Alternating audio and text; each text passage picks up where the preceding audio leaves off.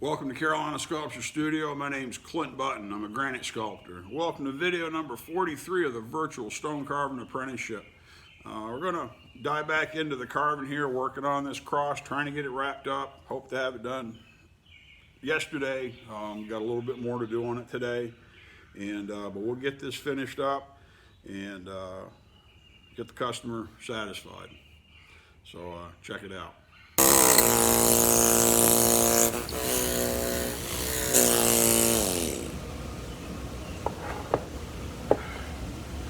This is the real tedious portion of the project because you just have to go careful and have to go slow because things will really break, whether it's breaking off a corner or whether it's fracturing the entire thing. I'm going to try something with the video here, see if I'm good enough to edit this together. Listen to if you've been paying attention, you watch these back to back, you may notice it, you may not. But this is one of the things you learn about as you're cutting stone. As this mass reduces, the sound changes significantly. Let's see if this will work. Listen to the tone of the stone with the hand machine running. Listen to the tone of the stone towards the beginning when it was pretty thick and heavy. See if I can put a few seconds in here and see what it sounds like.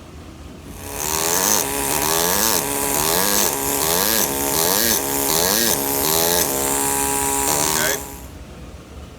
Now let's see if you can hear it the way it sounds now. Here's just a little bit of video from just a few minutes ago. Not very far back on the project. Now listen to it now.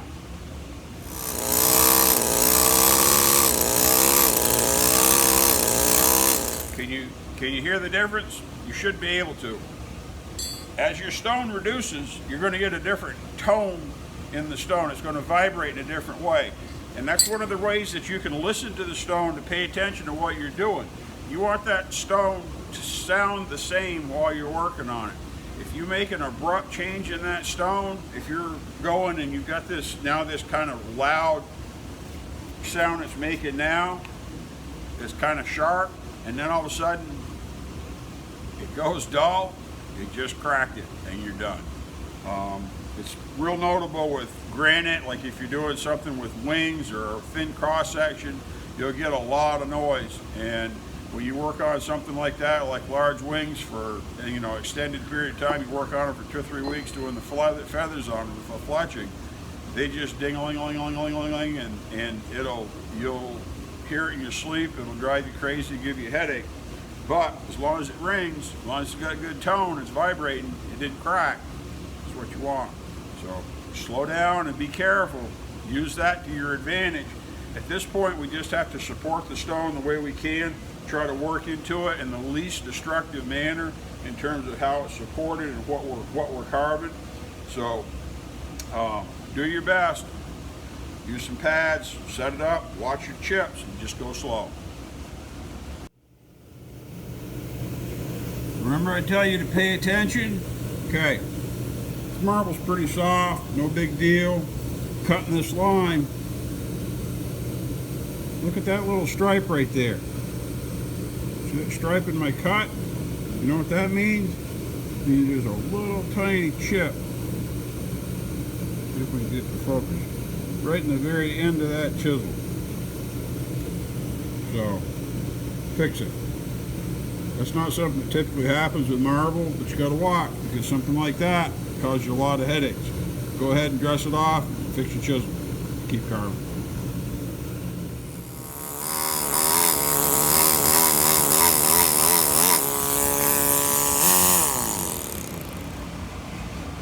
I mentioned this before, I'm going to mention it again, because this is really important. I've already cut 10 of these corners. I'm getting pretty good at it. Could have cut 11 and 12.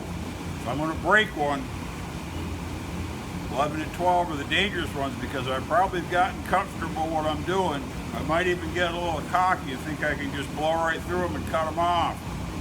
That's where things go wrong. When you get towards the end, slow down and be really careful because that's when you really start to rush things because you get comfortable with them, you think you know what you're doing, and you think you know exactly how to attack it. You need to slow down and do it the right way every time and not rush any of these, because these last two corners are real make and break stuff. So I already got the other two cut and beveled. I'm cutting this down, beveling these two sides, and then we'll stand it up, work the plinth in, and then we'll trim the rest of this off and square this up and keep going. But slow down and be careful towards the end. If you don't, it'll bite you. Got all these corners cut, so these ends are all done except for the final tuning. So now we just have to be careful not bump them. And the sides here are pretty straight. We'll tune that up all at the end when we start bricking everything. We'll square everything up. Now I got to lay out this bottom. Okay, we've decided by executive order, these are 1 inch.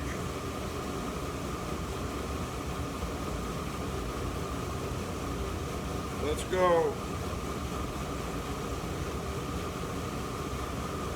We go 1 1/4 inches. Let's mark 1.5 inches. I think we got enough stone. Then we'll plant another inch.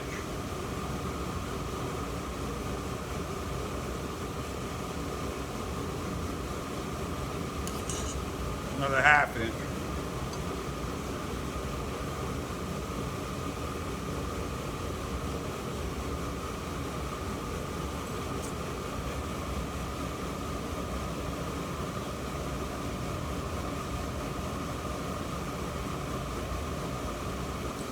Going to lay this out, mark some lines on here. We're going to cut this to 4 inches because remember this stone is just a little over 4, so we got to dress this face down just a little bit and the other face down, and it shouldn't take very long because the stones,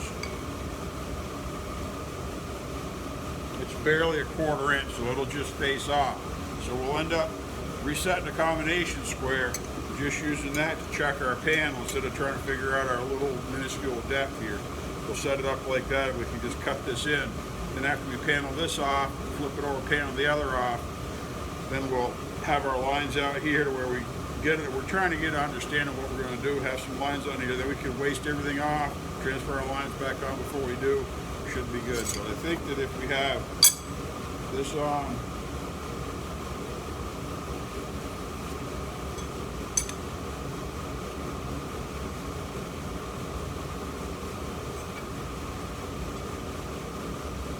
I think that'll look pretty good. You got to make sure to do all your checking. Now, because this cross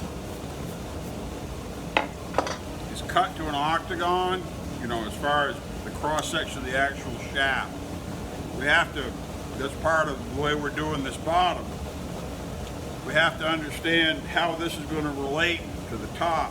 We're basically going to have a raised portion all the way around it, and so it'll be a little bit larger and it'll be octagon, which means we only have to have a clear center section like we do here to match, and then we'll tip the sides off and everything should stay in parallel. But we got to make sure with our bottom, the way the bottom lays out, we have to look at our old original base that's all pecked out around the hull to make sure that this is going to cover it. So I measured everything up and it looks there like everything's good. We got about a 2-inch diameter depression in the stone where they worked the hull, worked it in for the pin. And so it should fit very well and be completely concealed by this octagon. But to think about those things early, not afterwards. If we're going to keep this square, we'd have to run this out and do something probably for a transition so it wouldn't look odd. We wouldn't have big corners that were fragile. We could tip it out, you know, do another 45 just on the corners. We could flare this bottom out, make it a lot prettier, and fade this panel down to a point. That'd look really nice, but I don't know they want anything that ornate, and we don't know that the original one was like that. So we're just going to do a basic bottom on it. But think about all that before you surrender too much stone. This only took a tiny bit of stone off here. I'll go ahead and waste the rest of this off just to get it close. But the center to get it accurate is really quick. And by leaving this long, when this breaks and crumbles off, it doesn't compromise anything that's close here. And that's really important. So we also had to make sure that I left this a little bit tall, so I didn't dig and create a witness line that we've got to smooth out and thin the whole cross to get rid of it. So just lots of planning.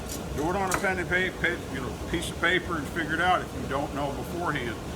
Some of this, as you do this work, you get used to these things, but you still need to plan it out, do a model, figure it all out. Keep gunstone. Okay, now that these are done, we're going to go ahead and push these sides back. I'm hoping with this a little bit larger base, because this is just over 3 1/8 or whatever. Corrected. This is still fat, but this will be 4 inches. I'd like to add a little bit to each face of the facet to try to help convey the mass that this is a little bit bigger than the cross. We should be able to split it to have the sides be fairly even and have the centers be just a little bit more. I'm not going to worry a lot about measuring and math right now. I'm going to get it cut, and then I'm going to look and just play with it. Instead of this being about 1 inch wide, maybe it can be 1.5 inches. And I'll see how that looks, because if we add that extra 1/4 inch, that should show the mass and how the sides look, and we'll see how long that makes it, because this is 1 inch, this is 1.5 inches. So if we make this a little bit longer, we'll see how it matches up. Let's cut these sides off.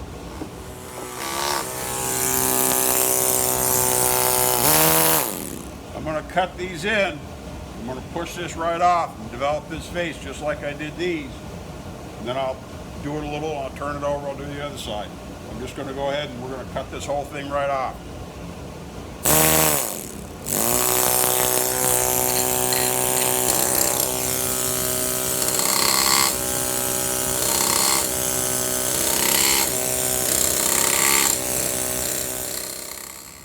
As you're cutting this, if you go more than halfway, you start pushing, it's apt to snap, you lose a whole bunch of stone. You got to support it. Pair of wedges. That'll give you some support so it doesn't move. You can screw them down if you want, you don't have to, but it works pretty well.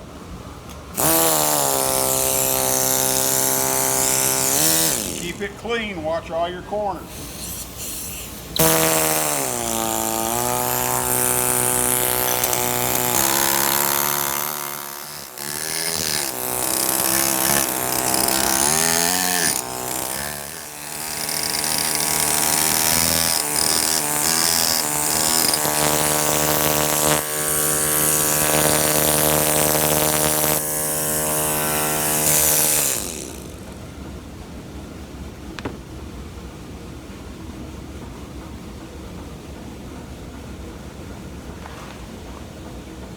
Close. Now that the cross is all opened up, you've got to be extremely careful, because the problem now is it fall off, just bumping the stand. So you've got to think ahead. I may arrange some boards a little differently just to secure it, but most of the work I'm going to do, I'll do laying down, and I'll probably have to support it a little differently anyway. So, but able to get pretty clean cuts on it. Get this finished up.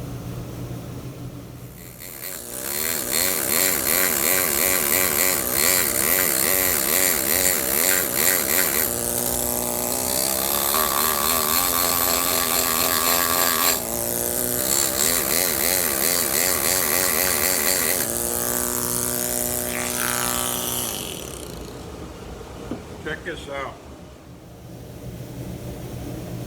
Like I said, this is just slow, tedious stuff. Got this side pretty well put together. Still got a little bit of crown here and the bottom to smooth off. And look, you can see that humps out. It means I can pull that middle in, clean up that edge, get all that straightened out. This is pretty close, a little bit of crown there too. And I'm working on this side. See, I started dropping this down. This is the 1 inch or the 1.5 plus the 1/2 inch. So this will just be a bevel. This will be a 45, like this 45. And I'll push this all back to facet it. So this is an octagon, and then this will be a larger octagon. Got to finish doing that. Look, you can see, still tall here, but I've got a little bit of crown. That way you get your edges really, corners really nice. Pull the center down. Good habit to get into. This all goes back to squaring that block of granite. And using those plumb blocks is another lesson, because that's a lot of panel work. But squaring that block of granite will teach you so much about how to do panels and put flat surfaces where you want them. This could all be done by hand. You know, I could have used a saw to put a lot of this in and get it done a lot faster than I want to. The saw blade I've got, I don't like it on the stone, and I may get a different saw blade. So I'm not happy. But it's coming really good. Straighten that off, time to go cook supper, start on tomorrow.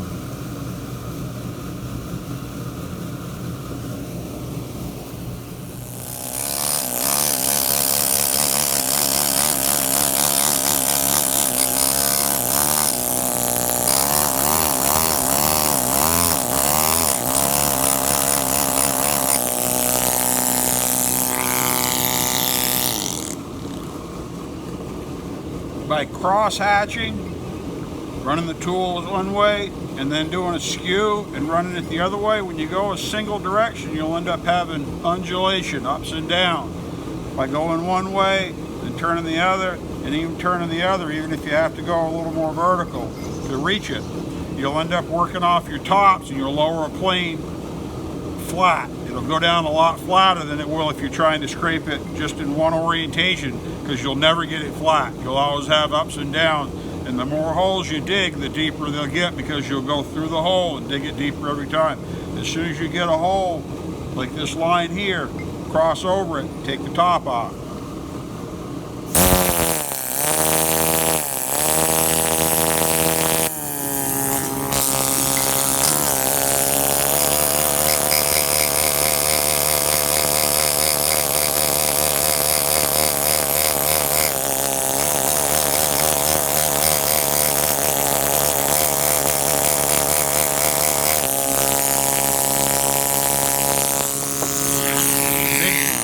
Big goal with this is to go down flat, because if we go down flat, we're not going to gouge this. If we go down crooked, there's a chance that this corner can advance into the panel and dig it, and we got to take this whole face down in order to resolve it. We don't want to do that. We want to keep this as flat as possible. We're going to dig here, but that's all going to come off. This here in the middle is pretty important real estate.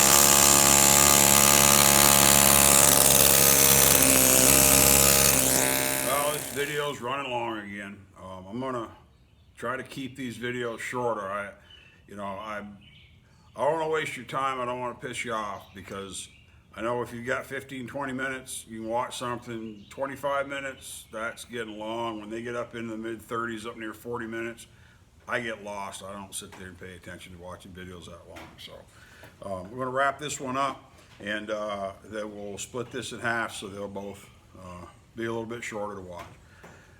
My name is Clint Budd here at Carolina Sculpture Studio. I'm a granite sculptor with a virtual stone carving apprenticeship. Thanks for coming in.